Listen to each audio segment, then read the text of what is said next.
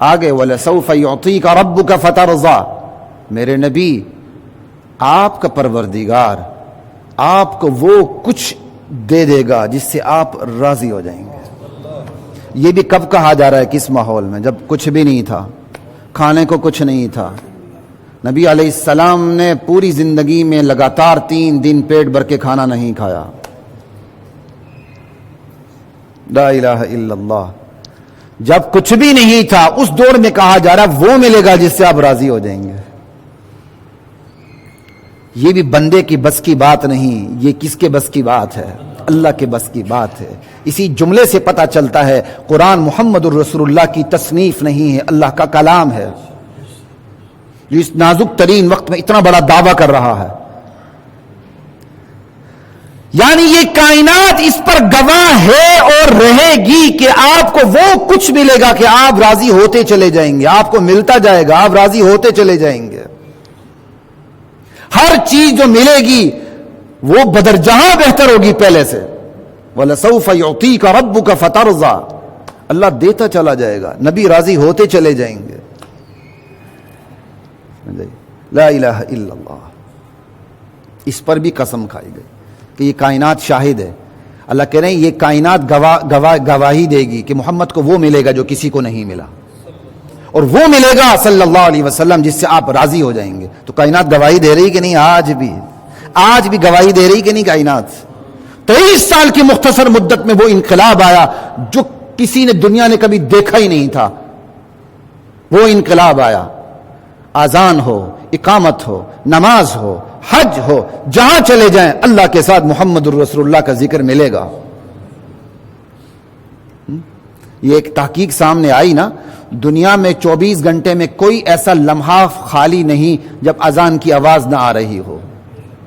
دنیا کے ایک خطے سے اذان شروع ہوتی ہے، سورج کے طلوع و غروب سے جو فرق پڑتا چلا جاتا ہے، اور 24 گھنٹے پورے ہوتے ہیں تو اذان آتی رہتی ہے آخر تک۔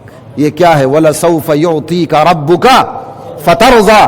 پھر اللہ نے اپنے نبی کو وہ اصحاب محمد عطا کیے جو کسی نبی کو عطا نہیں کیے۔ وَلَسَوْفَ يُعْطِيكَ رَبُّكَ فَتَرْضَىٰ۔ اللہ نے اپنے نبی کو ابو بکر جیسا وفادار عطا کیا، عمر فاروق جیسا وفادار عطا کیا، عثمان غنی عطا کیا، علی مرتضیٰ عطا کیا، معاویہ عطا کیا، حسن حسین سارے عشرے مبشرہ بدری مکی مدنی سارے انصار مہاجرین عطا کیے۔ وَلَسَوْفَ يُعْطِيكَ رَبُّكَ فَتَرْضَىٰ، یہ سب اس کے اندر داخل ہیں۔ وَلَسَوْفَ يُعْطِيكَ رَبُّكَ فَتَرْضَىٰ، اللہ وہ کچھ دیتے چلے جائیں گے، آپ راضی ہوتے چلے جائیں گے، یہاں تک کہ جب شفاعت کبریٰ ہوگی، میدان محشر میں حساب کتاب کے انتظار میں ہوں گے، حضور سجدے میں گر کے حساب کتاب شروع ہونے کی درخواست کریں گے۔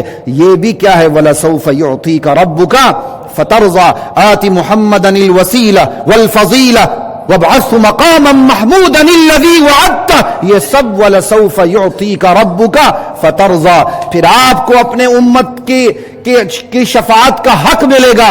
یہ بھی کیا ہے؟ وَلَسَوْفَ يُعْطِيكَ رَبُّكَ فَتَرْضَىٰ۔ لا الہ الا اللہ، یہ ہے اللہ اکبر، لا الہ الا اللہ۔ پھر جو گرامر کو سمجھنے والے سمجھتے ہیں سینٹنس کمپلیٹ ہی نہیں ہوتا جب تک اس کے اندر ایک سبجیکٹ نہ ہو، آبجیکٹ نہ ہو، ورب نہ ہو، مختلف ہر حالت سے۔ عربی میں تو اس جملہ اسمیہ الگ ہوتا ہے، فعلیہ الگ ہوتا ہے، انشائیہ الگ ہوتا ہے، خبریہ الگ ہوتا ہے، مختلف۔ اب یہاں بھی وَلَسَوْفَ يُعْطِيكَ، یہ ورب ہے اور سبجیکٹ ہے، جو ایک آبجیکٹ ہے دوسرا آبجیکٹ نہیں ہے، یعنی مفعول ثانی نہیں ہے۔ آپ کا پروردگار آپ کو عطا کرے گا، کیا عطا کرے گا وہ یہاں نہیں ہے۔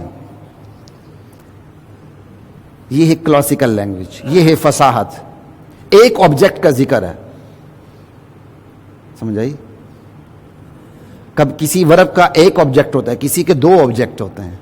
عربی میں اسی طرح کسی فعل کا ایک مفعول بھی ہوتا ہے، کسی کے 2 ہوتے ہیں، کسی کے 3 بھی ہوتے ہیں۔ آتا یعطی اعطاء، اس کے 2 مفعول ہوتے ہیں، 2 آبجیکٹ ہوتے ہیں، ایک کا ذکر ہے۔ رب عطا کرے گا آپ کو، کیا عطا کرے گا وہ یہاں ذکر نہیں ہے، لیکن اس کا پتہ فترضا سے چل رہا ہے۔ رب آپ کو عطا کرے گا، آپ راضی ہو جائیں گے، یعنی وہ عطا کرے گا جس پہ رب پر وہ کچھ عطا کر دیں گے جس سے محمد کیا ہیں، راضی ہو جائیں گے صلی اللہ علیہ وآلہ وسلم. یہ بھی فصاحت ہے، مفعول کا ذکر نہ کر دینا تاکہ عمومیت ہو جائے. جنت تک کی نعمتیں اس کے اندر داخل ہیں، جنت کے تک کی نعمتیں. وَلَسَوْفَ يُعْطِيكَ رَبُّكَ، اگر ایک لفظ آتا تو شاید جنت تک کی نعمتیں شامل نہ ہوتی، شاید وہ فصاحت نہ رہتی. لیکن اللہ تعالیٰ نے ایک مفعول کو سائڈ پہ کر کے پوری امت کو، پورے بندوں کو بتا دیا کہ میرے محمد کو وہ کچھ ملے گا جو یہاں سے شروع ہو کے جنت تک چلتا ہی چلا جائے گا، پھر جنت میں بھی یہ چیز ختم نہیں ہوگی. صلی اللہ علیہ وآلہ وسلم. یہ ہے وَلَسَوْفَ يُعْطِيكَ رَبُّكَ فَتَرْضَى. لا الہ الا اللہ واللہ اکبر.